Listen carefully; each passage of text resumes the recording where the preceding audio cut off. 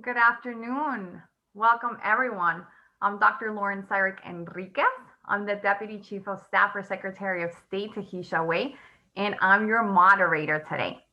We are celebrating National Women's History Month, and we have our inaugural debut of Café con Leche, a speaker series hosted by the New Jersey Office of Faith-Based Initiatives. I would like to commend OFBI's Executive Director, Eddie Laporte, and his staff for bringing us together. Today's theme is Visionary Women, Inspiring, Leading, and Transforming. And we have an amazing, diverse, and dynamic panel of women. With us today is our Assemblywoman representing the 19th Legislative District, Yvonne Lopez, Rania Mustafa, the Executive Director of the Palestinian American Community Center, Atia Aftab, lawyer and professor at Rutgers University, and Amanda Medina Forrester, the Executive Director of the Office of Minority and Multicultural Health in the New Jersey Department of Health. Thank you for joining me. Today, we will be discussing leadership, resiliency, especially after this past year, and how you have achieved success in your personal and professional lives. Our goal today is for the audience to come away with something, maybe new inspirations, maybe new strategies, or a fresh perspective. But of course, this is our opportunity to celebrate women leaders, particularly our New Jersey women leaders. So right now, let's open it up with welcoming remarks from one of New Jersey's great leaders, our Secretary of State, Tahisha Wei.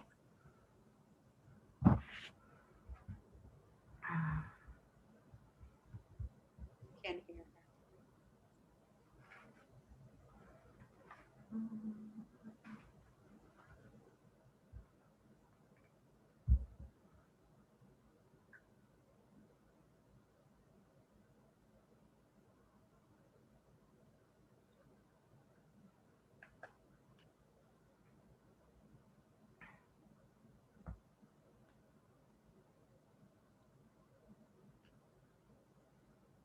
Sam, text Eddie, we can't hear her.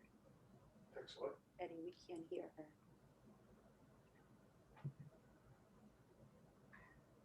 I'm writing this stuff. Yes.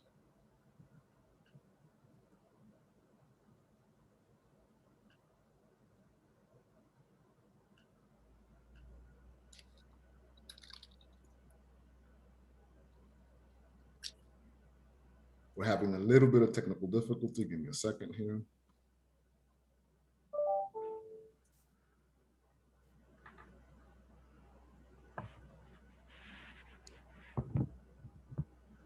Can you hear it now? No.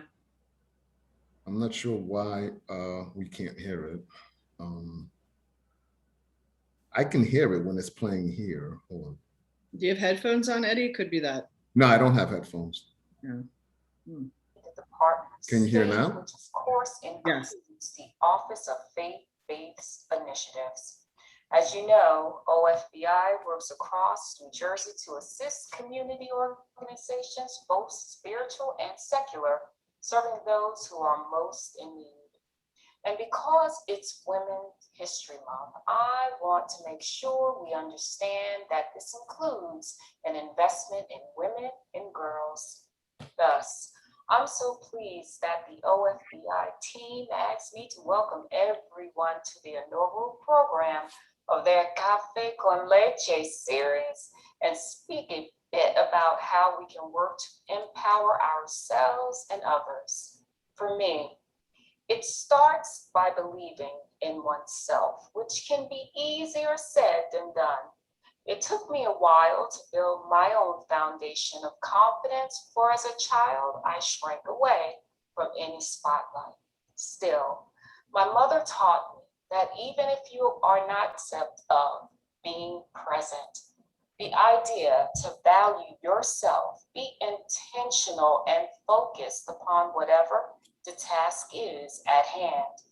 You don't always need to have all the answers to show up, but you can contribute positively. So, whether you're walking into a classroom, courtroom, or boardroom, be present. It's not always easy, especially if you're the only woman or the only person of color in that space. But that's when being present is most valuable. We have the most to contribute simply by virtue of having a different perspective from everyone else. And for women who are leaders or will become leaders someday, we must make sure to bring other women with us. If we are climbing the ladder of leadership or success, we don't pull the ladder up. We keep it there. We reach down and extend a hand to the next woman on the rungs below. And we help her reach out to the woman behind. As New Jersey's 34th Secretary of State, I am honored to serve in a majority female cabinet. I am also fortunate to be able to turn to several female predecessors when I need perspective from someone who has been in my shoes. Moreover, within the Department of State, I oversee diverse portfolios related to democracy, arts, culture, business, and history. And I am truly excited to share that the majority of the directors reporting to me are women. Sorry, Eddie Laborte, you are outnumbered. Additionally, we should embrace the shine theory. I don't shine if you don't shine. We also should cultivate our own board of directors, that crew of females who support our goals, offer us thoughtful advice, and tell it to us straight when we need the unvarnished truth. And given that we're hosted today by OFBI, a reminder that our faith community can be a powerful source of female fellowship and upliftment. Empowerment isn't just about professional success, it's also about spiritual fulfillment and maintaining a healthy self-esteem. In closing, on a very personal note, I am a mom of 4 girls, ages 24, 21, 18, and yes, 6. I care deeply about how we advance women because I want to raise girls who are empowered. I want my daughters to walk into any room knowing that they belong and that they can contribute positively. I want them to be women who hire, promote, and advance other women, both women who are like them and women who are completely different.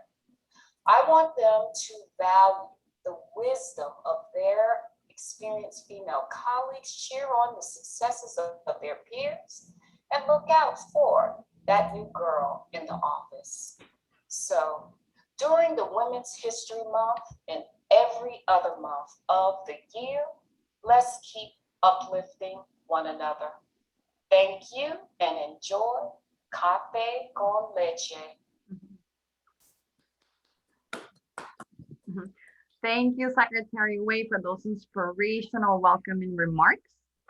Now we'll take a few moments for each of our panelists to briefly introduce themselves and tell us a little bit about their background.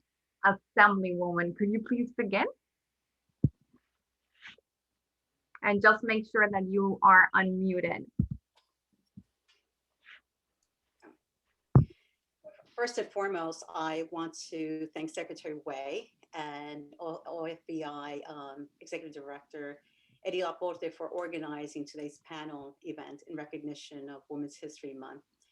You know, as I reflect on my own journey that brought me to the Assembly and elected office, I can tell you that the road was long, at times difficult. A 20-year veteran of the corporate banking industry, I remember accomplishing many first things, leaving a trail of glass in my wake. I remember being the only woman in the room, and more often than not, being the only minority in a leadership position. Although uncomfortable, I used my voice to advocate and considered my role as a small victory towards the movement of equality as a whole. After transitioning from corporate philanthropy, I moved back to Perth Amboy to run a large nonprofit organization.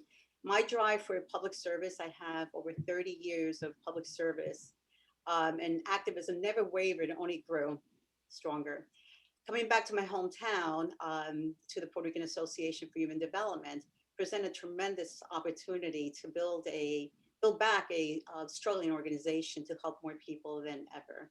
I'm proud to say that in my apartment, majority of women, I think we had four males in the organization.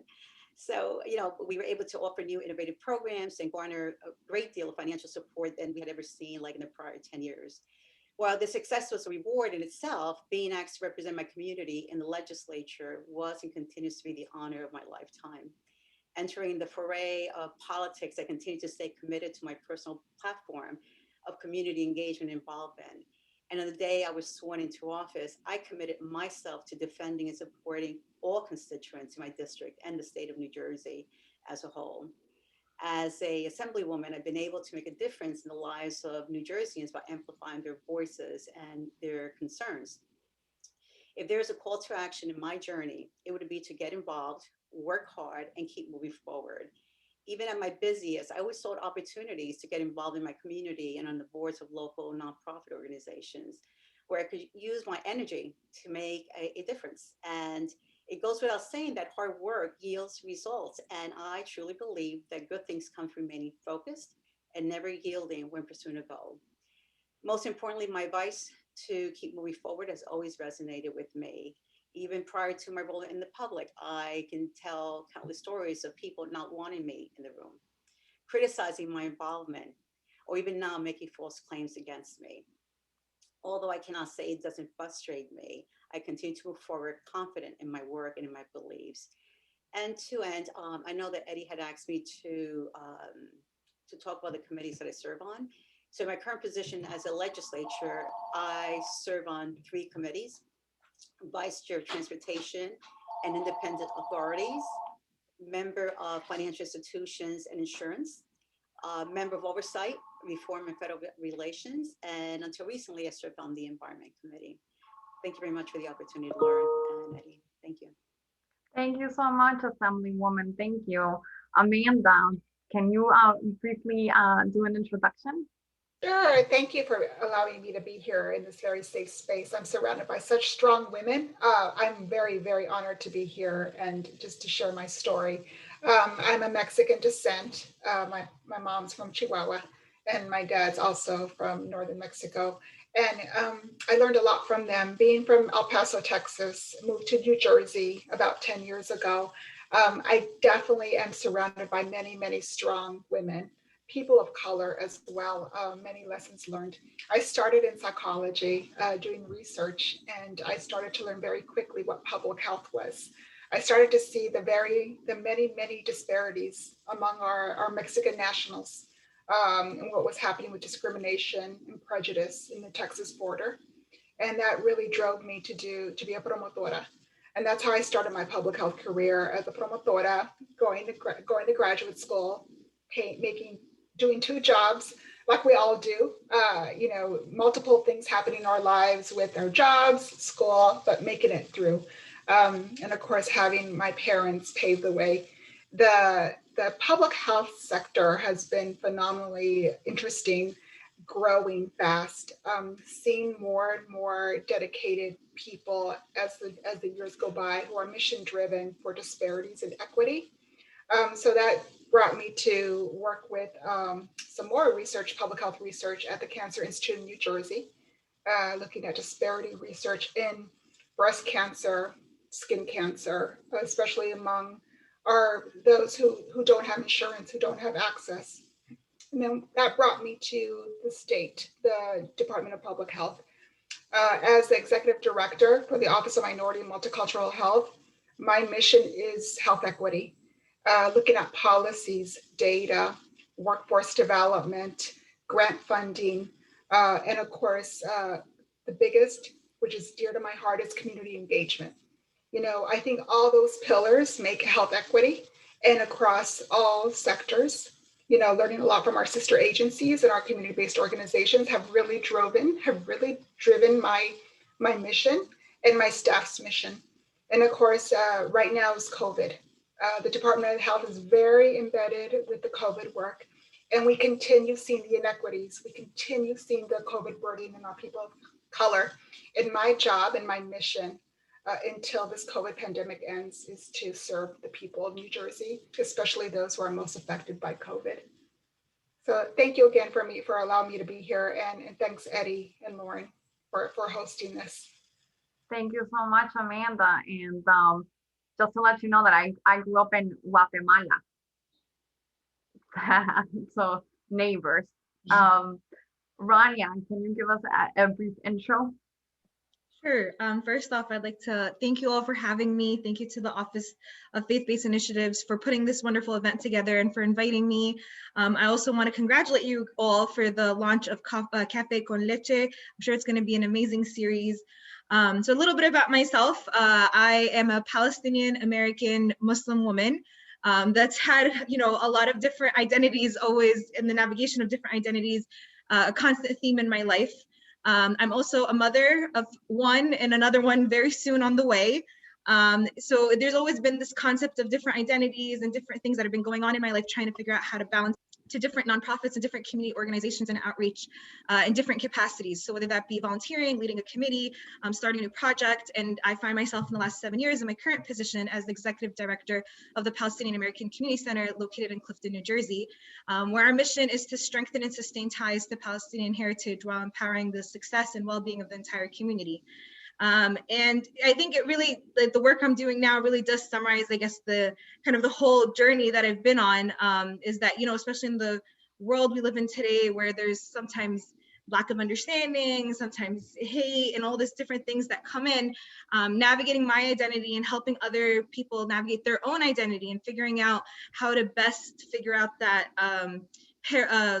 integrated identity of themselves and how can they best put their foot forward is kind of my personal mission. So my personal mission in life is to empower myself and empower others around me to achieve their ultimate potential.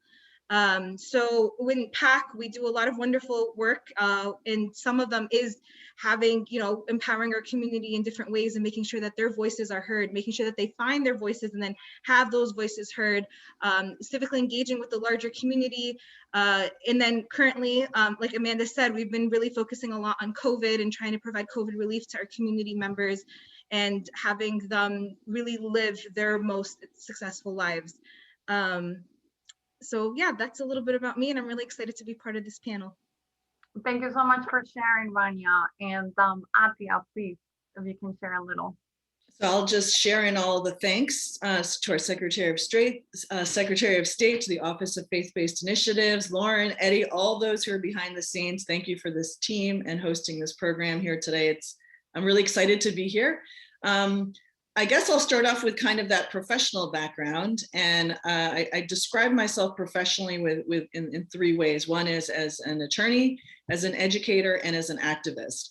I've been an attorney for 30 years. I'm about to have my 30th Rutgers Law School reunion this summer, yay, but it'll be virtual. And I'm on that host committee, so I'm very excited about that. My career as an attorney began actually as a law clerk to Justice James Coleman. He was the presiding judge of the appellate division at that time. And he was the first African-American justice of the New Jersey Supreme Court. That relationship is a forever relationship. He was a great mentor to me, continues to be a great mentor to me. And that's, I think, one of the themes about leadership success is having those mentors. I moved on to a brief stint in private practice at a big firm up in Newark. And then I am a former deputy attorney general. And that was a great experience representing the Commissioner of Banking and Insurance.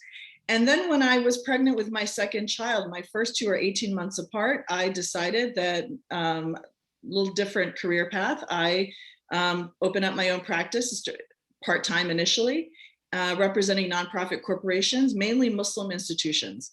So I'll move on to my second identity. And lastly, Another thing I think about leadership is defining where there isn't anything, meaning when I became an attorney, there were very few Muslim attorneys 30 years ago. And I was became a co-founder of the New Jersey Muslim Lawyers Association, a specialty bar association. It didn't exist. A group of us got together. You got to find your network, like-minded people. So we formed the New Jersey Muslim Lawyers Association. So very excited to be part of that. When I say an educator, I've been teaching Islamic law and jurisprudence at Rutgers University for over 10 years now. And that's like my passion. I love it because I'm not only teaching, I'm learning. It's a constant learning process. I think those who teach know that you really are a student also. And I love my students, my former students. Many of them are attorneys now and all, have grown up and are, in different industries. Again, I love that job. I'm also the chair of the Center for Islamic Life at Rutgers University, which is the first ever full-time dedicated Muslim chaplaincy at any public university in the country.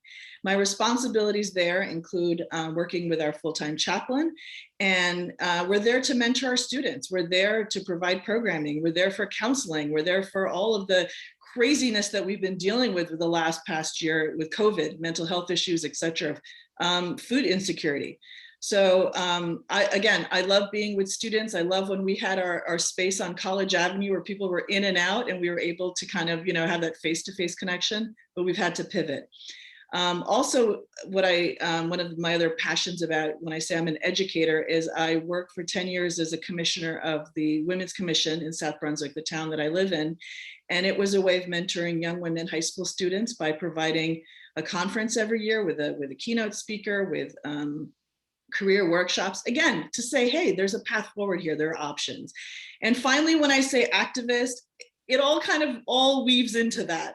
I have been on the board at my mosque for over 20 years, Central Jersey, one of the largest mosques in New Jersey and the oldest mosque in New Jersey. I was their first woman chair of the board. And I believe as a practicing Muslim, our mosque is our seminal institution. Whether or not you go, it speaks for you. So why not be part of it? So that's something that, as an activist, I've been very involved with my work as a board member at the mosque. And finally, as an activist, I co-founded an organization called the Sisterhood of Salam Shalom. Very surprisingly, people don't imagine Muslims and Jews getting together and having conversations, especially in light of contemporary politics, Israel-Palestine namely. But we have forged a path to say, you know what? Muslims and Jews have a 1400-year history plus, and we can talk about difficult issues. We can come to the table and overcome differences. We can also see that we can be, working coalition together to fight hate, whether that's Islamophobia, anti-Semitism. Right now, we have a lot of anti-Asian sentiment going on, etc. We're here to fight for each other, find our common points. And you know what? Sometimes when you find those common points, you realize maybe those things you thought you had such different opinions on, maybe you really don't.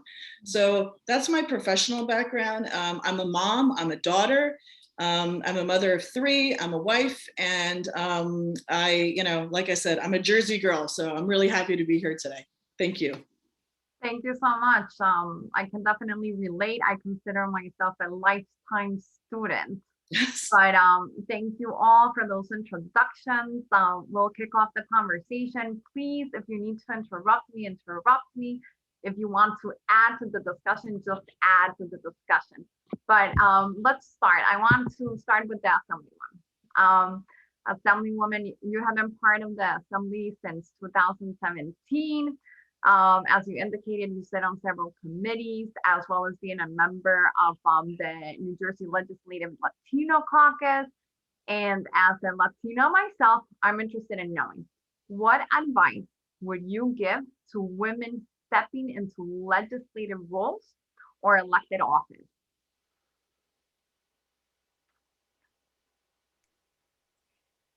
Well, I would say don't be afraid to speak up, right? Being a newly elected public official can be very daunting. I remember my first day in office, and especially my first committee hearing, everything was new. Everything was new. And I often felt like I couldn't speak on a subject because I was a freshman legislator. And that feeling quickly wore off. I remember that I was sent there to speak on behalf of my constituents, and no one was going to stop me. So that's the advice that I would give to those who are listening.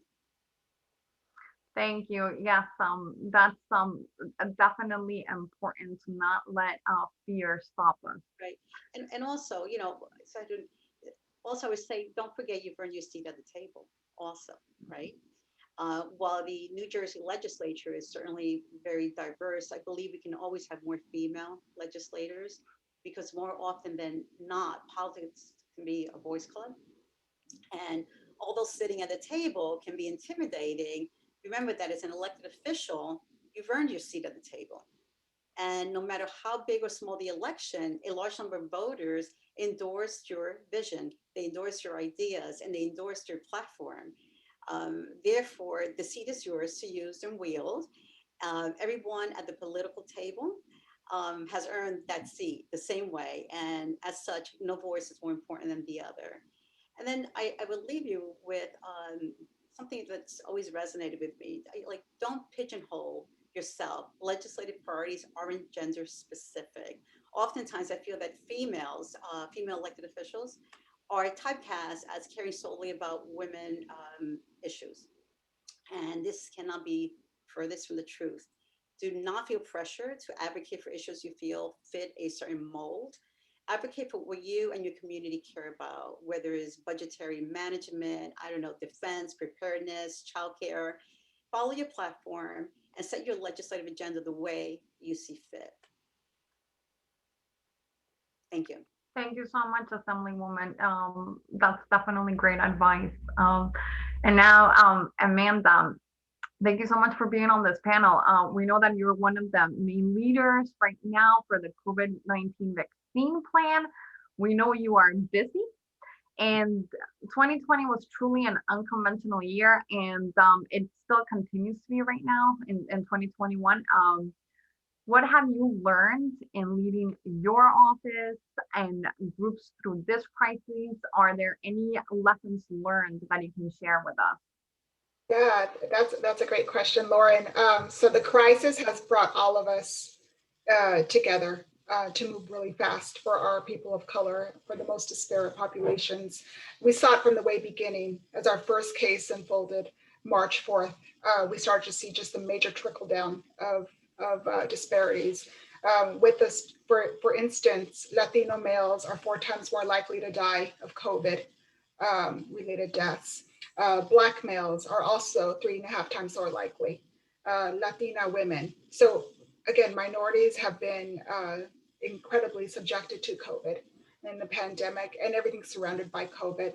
So going through the trajectory of COVID, I was one of the leads for the field medical stations in Edison. So we start to see the disparities there. Who's hospitalized? How many people who are underserved, vulnerable, were not getting into hospitals, not getting into ERs because they didn't have the capability, they didn't have the access. So you start to see much of that disparity happen.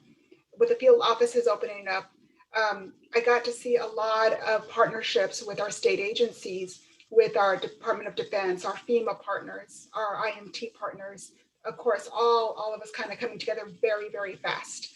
And then it moved down the trajectory to testing.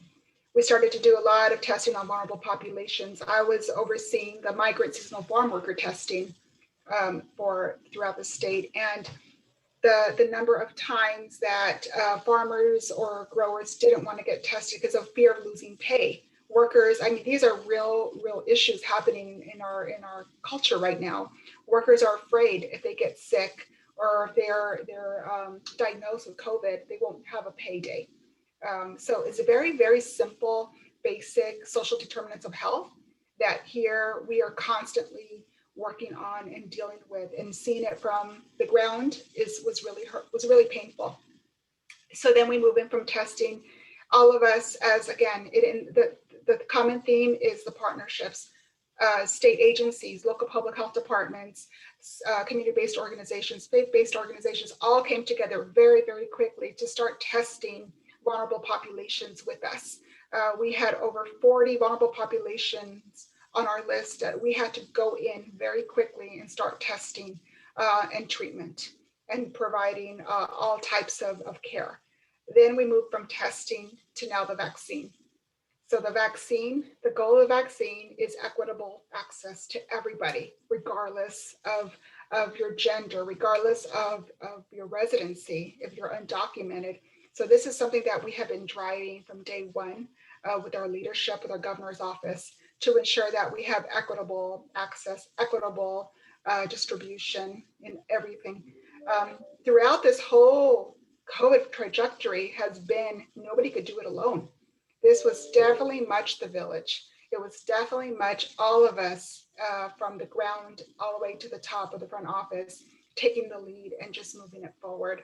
That was my biggest lesson, is with this pandemic, it has been the worst for our communities, but it has also brought a lot of us together that we have never, ever worked together before. I have never worked so closely with our state agencies beyond just the typical meetings and plans. It became all boots on the ground, and I owe it a lot to our leaders at the state, and especially our leaders on the ground. Our community-based, faith-based organizations have been just incredible partners, and I continue to appreciate them every day.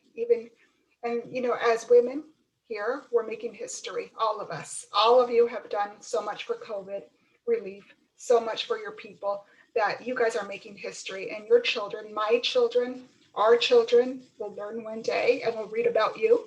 Your grandchildren will be reading about you and what you're doing. So I'm just so grateful to be here and to be part of this history with all of you. And hopefully this will pass and we'll talk about something else on a Café con Leche series. Thank you so much, Amanda. And it sounds a little bit like the coalitions right now, like what we did with Census 2020 also. But thank you so much for leading the efforts for the COVID-19 vaccine plan. Thank you. And I want to ask Rania the same question from a non-profit perspective. We know 2020 was an unconventional year. And you, as the executive director, what have you learned in leading your organization and leading your groups through this crisis? Thank you, Lauren. I think the reality is that Amanda hit the nail on the head perfectly, that you really can't do this alone. And I think that's the biggest lesson that we all take out of COVID, is that none of us are dealing with this alone. None of us will figure this out alone. So something that we've really been seeing and doing is the generosity of the community and how people have been coming together. I personally said exactly like Amanda's thoughts in terms of, I think no matter how many years I live, I'll never forget this time and how people came together and how people really put the needs of others before themselves, and the generosity of so many different, people and organizations and businesses. So I'll talk a little about our organization, the Palestinian American Community Center, and our journey with the COVID relief. So it actually all started with, we had a very generous donor who was noticing late March, early April that things were not going away like we all had hoped. And he had offered to give 10,000 masks and said, my one condition is it has to go out to the community. And so we did a PPE drive. And we ended up, from one donor, we ended up getting a lot more donors. We ended up partnering with different organizations, hospitals, first responders, and we gave out a lot of different PPE, and then the masks became Lysol wipes, and the Lysol wipes became gloves, and it just became a whole package. And then after that, we began to realize that there's a lot of other needs that were happening. And even though we were working very closely with some of our social service partners that we've had developed relationships over the years, we realized that the need has surpassed the capacity of many social service agencies. And so instead of just pretty much telling people, figure it out, we decided to take a step forward and utilize these contacts that we've developed and provide different services to people. So then after the PPE, which we were able to help over 1,000 families in our Patterson, Clifton, Passaic County area with these different packages, we were able to then start doing dealing with food insecurity. So we were starting to give out boxes. And again, one of the most humbling experiences I've ever had was seeing people come from early in the morning to late at night, making sure these boxes are ready. delivering them to people's houses, following up with people. We were also able to give out over 700 meals at one point a day. It really was, it's unfortunate, the circumstances, but it was an amazing experience to see what came out of it. And then we kept going. So after that, we really began to believe in, began to push this concept of mutual aid, where if there's something that you can offer to the community, offer it, and we will give you the platform to do so. So that's where the food kept coming from. And then different donors were giving different things. We actually even recently held a clothes drive, because there's a lot of different stuff that we don't necessarily think. We think, okay, maybe they're struggling with obviously COVID itself, but then there's a lot of social and economic issues that surround having this pandemic happening. So we listened to our clients and we heard, what do they need? And so we started providing that. So for example, we recently actually had a mutual aid day event, which again was such a beautiful experience, where we asked for people to bring in donations, and we received amazing amounts of donations in beautiful condition. And then we later held 3 days where we were giving them out. And then whenever we had left over, we went and reached out to our partner organizations and different social service agencies throughout Passaic County and gave those resources to them as well. So then it's like continuing that concept of mutual aid and growing together as a community. So I think that has definitely been something that has opened our eyes to a lot of different things. And even though prior to March 2020, we never thought we would go into social services, we always said that that's not part of, you know, our personal mission. We've kind of found a way to work with the community and work with the different social service agencies and state agencies to further push their work and push our community needs to make sure that everybody is getting what they need when they need it. Thank you. We can definitely see the connection with the nonprofit groups and the help with the state. So we thank you for that, Rania. And I'm going to shift a little bit. Atia, you have your own law practice. You're an adjunct professor at Rutgers University. You're on the boards of several nonprofits. I want to know, how do you balance work and life responsibilities? Well, I think it's a constant juggle, and I think that it's never static. It's never static. And I think even when you look back when you were a student, you know, you're always balancing. How much do I study? How much can I play outside? So I think it just becomes a grown up when, you know, and obviously based on circumstances, we all had to pivot a year ago.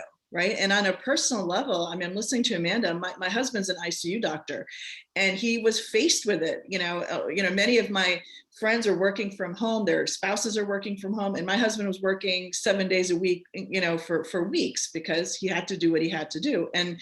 And so the balance had to change, right? And for me working and him working, I had my adult daughter moved back home because of COVID.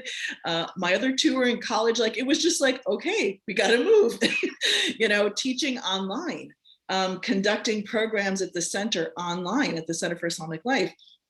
My work with the Sisterhood of Salam Shalom, you know, moving that online. So when I think about balance, I think that we all have to make decisions that make sense for our mental health, our physical health, and that is decisions that we've made from childhood. So the decision that I made, for example, to leave the Attorney General's office with my second pregnancy was a decision that, you know what, my focus right now, and it's interesting when I went, and I'm gonna pull a name right now. So Janie LaVecchia, who's a justice on the New Jersey Supreme Court right now, at that time, she was the director of the Division of Law. And I went to her office and I said, you know what, I'm resigning. I'm you know, and I was very torn, because as a professional woman, I had people telling me, what are you doing? Like, why are you doing this? You know, why do you want to spend more time with your kids? Really, I had that. And then I had other women saying, are you working full time? Like, it's just crazy, right? We don't always support ourselves. And what then Director Janie LaVecchia said to me, she says, you will never regret this decision. And I don't regret that decision, because my kids had a certain period of time to grow up where I had a flexible schedule to be there with them. And I'm not trying to make any judgment on anyone. We all have to make our own decisions on this. But this is what I mean by balance. You study hard so that you can play. I work hard so that I can go on vacation. I spend time with my kids so that I have that relationship with them, but I work hard because I want to make use of my education, my skills, my degree, and I want to serve my community. So it is a constant assessment. I often say to my family and my friends, I still don't know what I want to do when I grow up, because it's this constant assessment of what is important to me now, what is speaking to me now. And I think that I love that about life. I think things should be fluid, because if I look back, when I graduated from law school 30 years ago, I would never imagine that I'd be doing what I'm doing now. And I think that's great. I think that's exciting. And I don't know what I'm going to be doing 30 years from now. You go with the flow. And that's, to me, what balance is about. I definitely like that. Go with the flow. Go with the flow. Thank you. Assembly woman, we're discussing leadership today. You have been recognized by your peers and the community for your years of tireless public service and humanitarian efforts. You were also a commissioner on the New Jersey Complete Count Commission and the New Jersey Puerto Rico Commission. Define a leader. What are some great traits you think leaders possess? So a leader is an individual who is thoughtful, compassionate, and above all else, very community minded. The criticism from the public against certain politicians, right, and is certainly warranted in some circumstances. But I do believe that there are scores of political leaders that represent the qualities I laid out in my definition earlier today. I would tell you that the late Middlesex County freeholder, Blanquita Valente, who passed away last week, she comes to mind to me as the gold standard of what a political leader should represent. Freeholder Valente was the first Latina to win county-wide office in Middlesex County. And she was a groundbreaking pioneer, and more importantly, a leader who never lost sight of the obligation she assumed as an elected representative of the people. Bad political leaders are individuals who use their office for ambition or personal gain because they have forgotten the fundamental responsibility of an elected official to advocate for their community and its issues. In this respect, the best leaders are good listeners who take the time to not only listen to the interests of their community, but also to act upon their concerns. And secondly, good leaders they're community minded, meaning that at the forefront of every decision or vote is the question, how is this decision going to impact our communities, right? So thinking about those consequences or benefits means that the leaders truly invested in their community and the constituency. And finally, I think that great political leaders must be able to compromise and negotiate. Entering the State House back in 2018 for the first time, I saw the power of compromise and not letting perfection be the enemy of the good. So good leaders, you have to be also insane because progress often comes through compromise. So, you have to pick and choose your battles here and there. Mm-hmm. I agree. Definitely listening and compromising. Mm-hmm. I want to ask Amanda the same question. We discussed that you're leading the efforts for the COVID-19 vaccine plan. You have been engaging and activating key stakeholders. What is your definition of a leader these times? Yeah, thank you. So I'm right now thinking of all the amazing women at the Department of Health that I work closely with who have been leaders, led by our Judith Persicelli, our commissioner. And then at the table, we have an amazing array of women who are leading the COVID front. If I could just pan a video of these women working from 7 in the morning till 9 o'clock at night, every day in the command room, nonstop.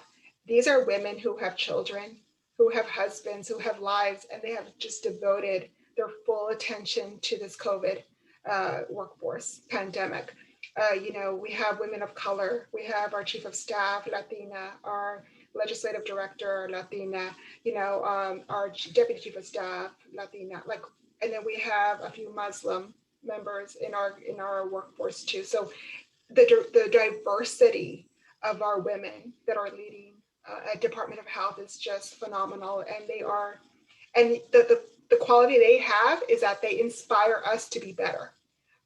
That's what's a true leader for me, is that they inspire me, even though they understand the complexity of COVID and they understand the complexity of government. They achieve better, higher standards, and they want better, higher standards for all of us. And then they give us those tools to do that.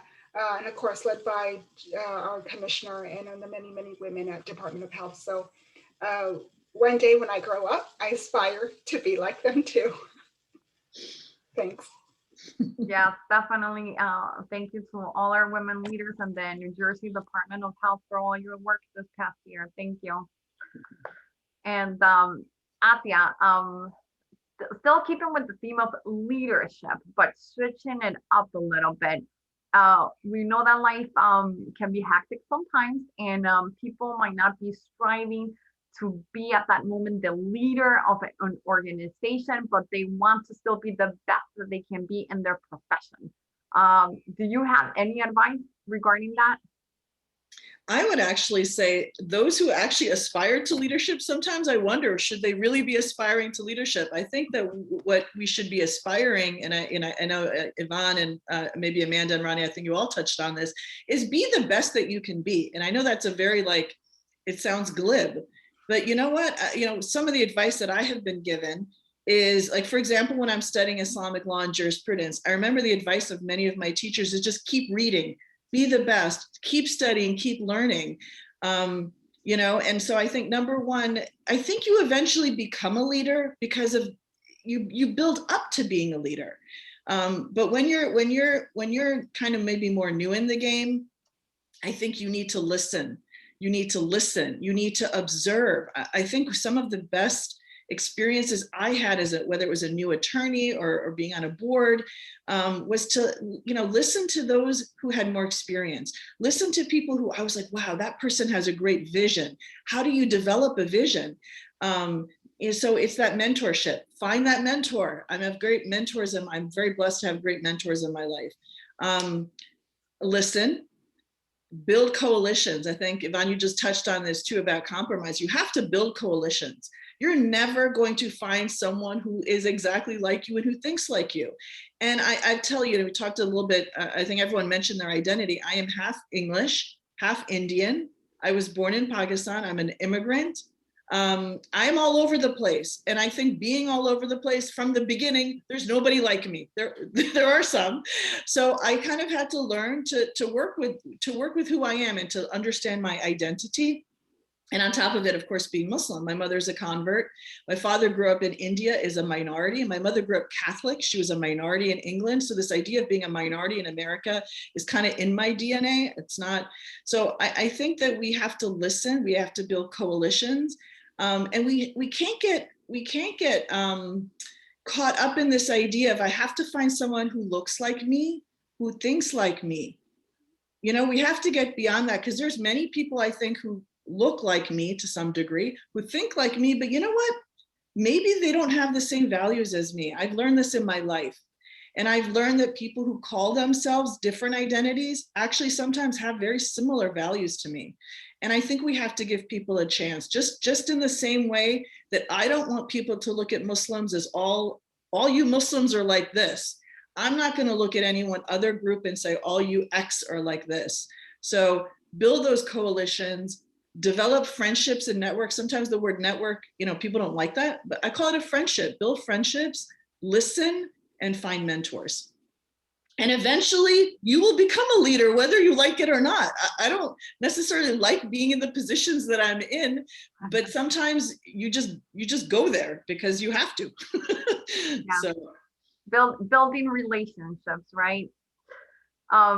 Rania, I know that your mission is to sustain and strengthen the ties to the Palestinian heritage. What advice do you give the next generation of female leaders? Thank you, Lauren. I actually think Atia answered most of that specific question. She did a fabulous job summarizing it. But if I were to give some specific pointers, I think the number one thing that I've learned that I'm still trying to practice is actually self-awareness.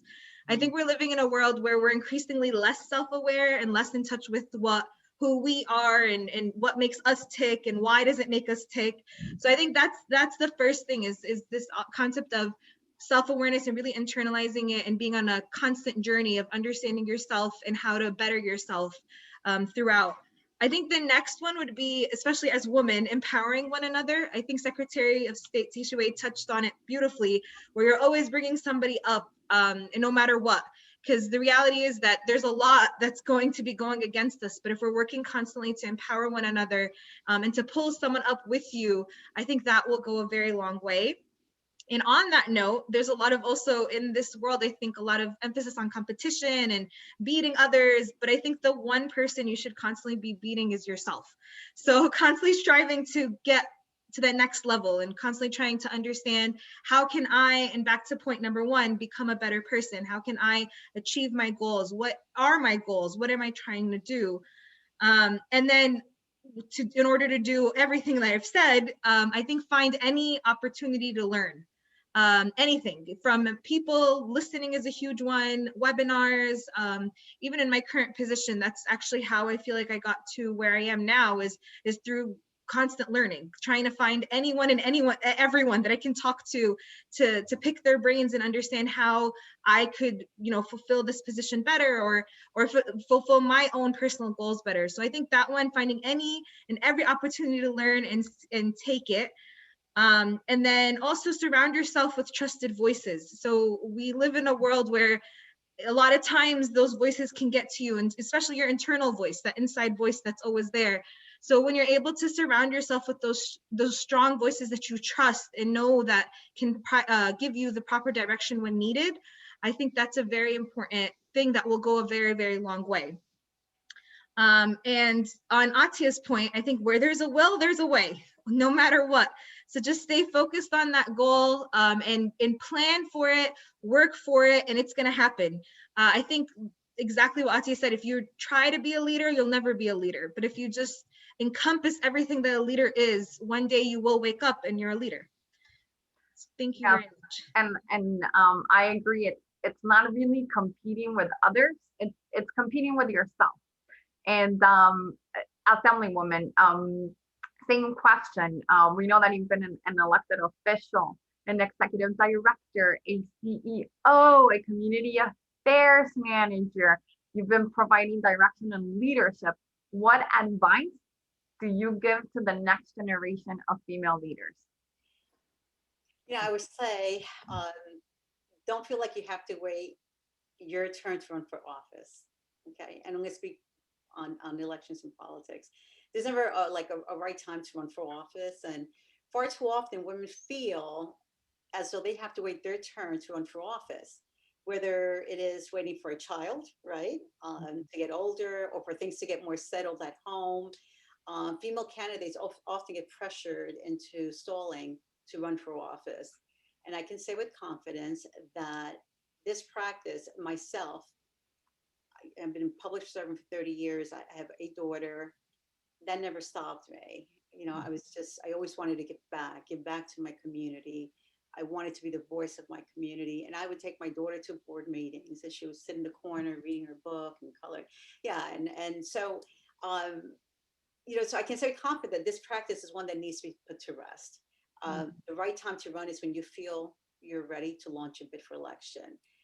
There are plenty of female candidates that have run as single mothers, like many here, parents to young children, like Renita and Aija, parents, and without the support of local political regimes too. So if you want to run for office, do it. Don't let anyone stop you. Don't let anyone get in your way, and get involved. Thank you. Yeah, just do it, right? Atia, this next question, hopefully I will not have to ask it in the near future, but I am going to ask it today. We know that you're a member of the Islamic Society of Central Jersey's board, and that you were the first woman to be the chair of the board. Do you have any advice you can share with young women entering a male-dominated profession? So I have to say, when I joined the mosque board, I mean, I grew up in the community. I grew up in this community, and there were many, many women who were my role models in the community. We're a mosque community that had women on the board since its inception in the late 70s. So I had role models and I had great mentors. So when I kind of came back to join the board, at this point I was an attorney. I don't know if I had my first child or I was pregnant. I think I was pregnant with my first child. And granted, there was definitely more men in the room. And there were some challenges with that. And I'll give you just a little, like maybe a little quip here. When I joined the board, there was a woman on the board who I took her position, and there was one only. And she would bring snacks to every board meeting. And I joined, and then everyone, like that first board meeting, they're like, oh, like, where are the snacks? And I was like, no, just because I'm a woman doesn't mean I'm bringing the snacks to the table. And what was funny is that, you know what, I am the kind of person who would bring the snacks, but I had to take a stand and say, no, I am not having the tradition on this board that the woman brings snacks. And I didn't. And it was interesting because one of the other men on the board started bringing snacks. And I wanted to make a point. I had had my daughter in that first year of being on the board. And I remember when I came back, the next board meeting, some of the men said to me, oh, who's babysitting the baby? And I'm like, she's with her father. That's not babysitting. Like, there was a lot of those kind of moments. So my advice to women when you're in a male dom, when I was an attorney, I was young, I was 20 something years old, and I'd walk into these boardrooms or these meetings or the courtroom, and I was very young. And, people think she's the secretary, she's an admin, oh, she's the attorney. And I think sometimes, there's a disadvantage. Sometimes, you just have to prove yourself, and you cannot be intimidated. You can't keep thinking that I'm the only one or I'm the youngest one. And, as I think, somebody when Yvonne said it, you own that spot. You did what you did to be there, and you deserve to be there. But I think it's very important not to constantly focus on being the only woman in the room or one of few, and to build coalitions.